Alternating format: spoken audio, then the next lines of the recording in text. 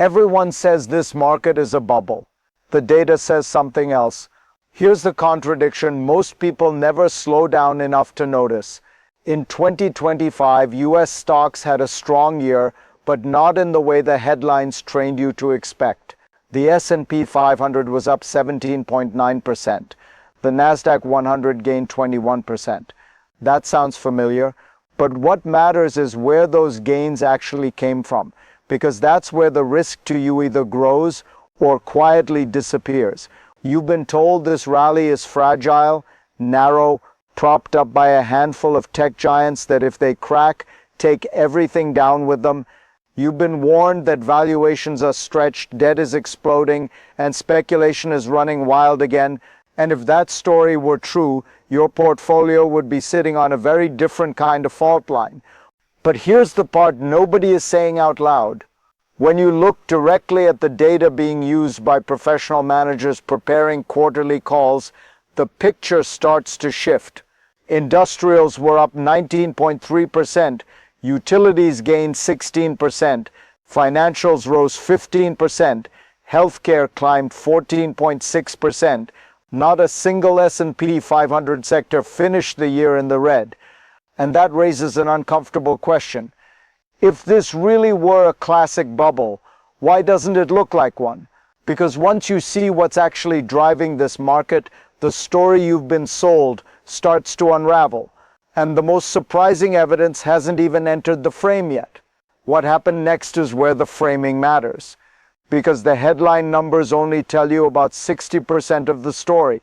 The rest is buried in how this market actually behaved underneath the surface. Yes, the S&P 500 finished up 17.9%. Yes, the Nasdaq 100 was up 21%.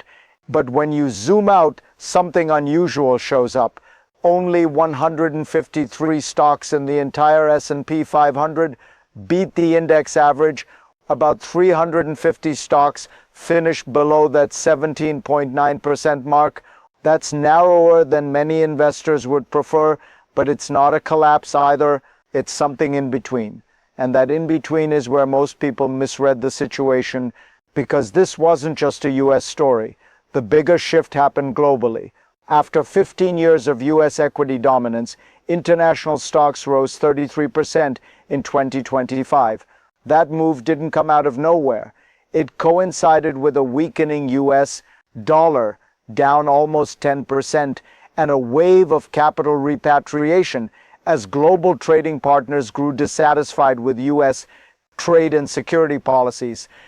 That matters to you because markets don't move in isolation. When capital starts flowing differently, leadership starts to change. Diversified investors felt that shift immediately as international equities began catching up. Now pause here, because this is where most coverage stops. They treat this like a one-off year, a statistical quirk, a temporary rotation. But notice what they didn't ask. What if this isn't random at all? What if this is the early signal of a broader normalization across sectors and across borders? If that's the case, then the usual bubble narrative starts to crack, and the next data point doesn't just challenge it, it flips it. Here's the claim that cuts straight through the noise. This market is not being held up by a tiny group of untouchable stocks, and the proof is hiding in a single, almost absurd detail. Only two of the so-called Magnificent Seven outperformed the S&P 500 in 22, not five, not most of them, two. That's not a talking point. That's a concrete data point pulled directly from the quarterly deck. After years of hearing that these 7 companies were dominating everything, that if they stumbled the entire market would collapse, 5 of them actually underperformed the index. Think about what that means. If 5 of the most hyped, most scrutinized companies in the market lagged the broader index, then something else had to be doing the lifting. And that something else was the other 493 companies slowly catching up in price appreciation and eventually earnings growth. This is where the story quietly flips. The concentration argument only works if dominance keeps tightening. But this data suggests the opposite. It suggests diffusion. a widening base, a market that's becoming less dependent on a single narrative. And notice what's missing from most commentary. No one talks about what happens to risk when leadership starts spreading out. No one talks about how that changes the fragility equation entirely. Because once you see this, it becomes much harder to argue that one stumble takes everything down. And that sets up the next question, the one bubble callers really don't want to answer. Now watch how fast this escalates, because once concentration starts to fade, the next thing everyone expects is valuations to explode. That's usually how bubbles announce themselves. Prices run ahead of reality, multiples stretch, optimism detaches from math, but that's not what shows up here. According to the data in the deck, valuations are mostly flat, not collapsing, not surging, flat. Over the past 5 years, PE multiples have not expanded the way they did during the late 1990s. There's no dot-com style vertical spike. Even forward PE ratios for core AI companies like Meta, Google, Amazon, and Microsoft have remained stable, or in some cases declined. That's a quiet but critical difference. In the late 90s, valuations ran far ahead of fundamentals. This time prices moved, but the multiples didn't detach. That normalization is happening while entire sectors outside of tech are posting double-digit gains. Here's why that matters. A bubble doesn't need bad companies. It needs distorted pricing behavior, and distorted pricing leaves fingerprints. This doesn't look like euphoria. It looks like digestion. But notice what's happening culturally. The language hasn't adjusted.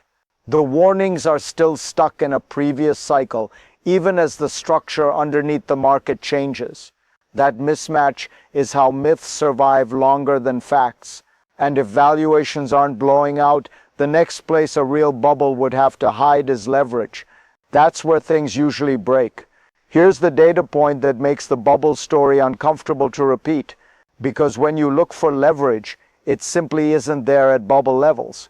Bubbles are usually fueled by debt, not just optimism, but borrowed optimism. In the late 1990s, debt growth exploded. In just the final years of that cycle, debt surged by 111%, then 152%, then 187%.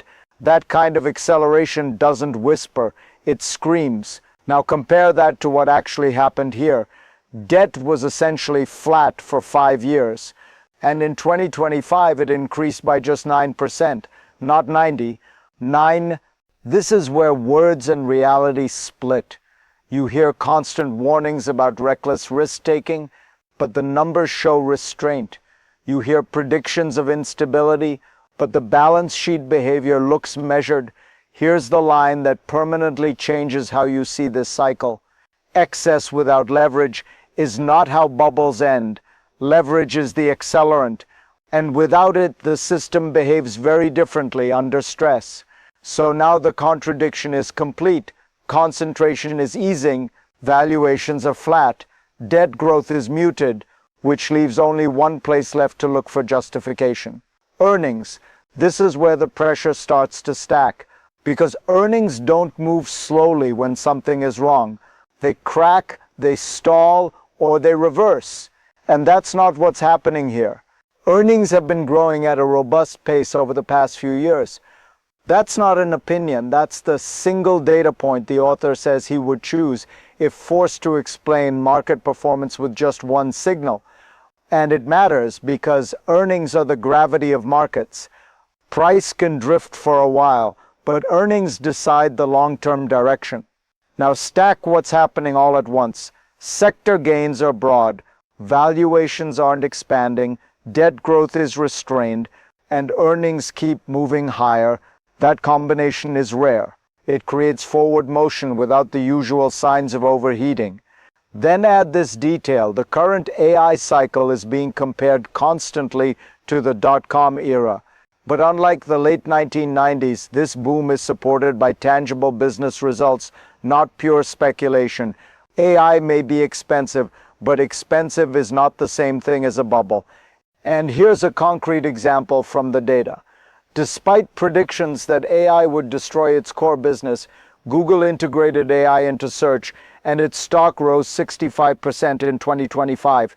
On camera, in price, in earnings response, the market rewarded execution, not hype. Now pause and ask the uncomfortable question. If earnings stay strong, leverage stays contained, and leadership keeps broadening, what happens if this continues? Because if it does, the real risk may not be a sudden collapse. It may be something far quieter. This is where the story stops being abstract and starts touching real life. Because markets don't exist on screens. They shape decisions you make quietly without headlines.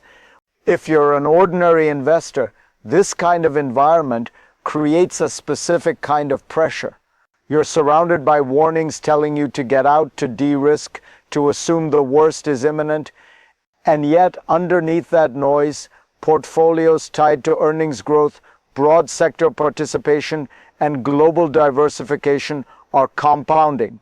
That tension matters, because being talked out of a market is just as damaging as being trapped in a real bubble. The author makes this clear when he says too much misleading, out of context, and simply wrong information can lead consumers to poor investment outcomes.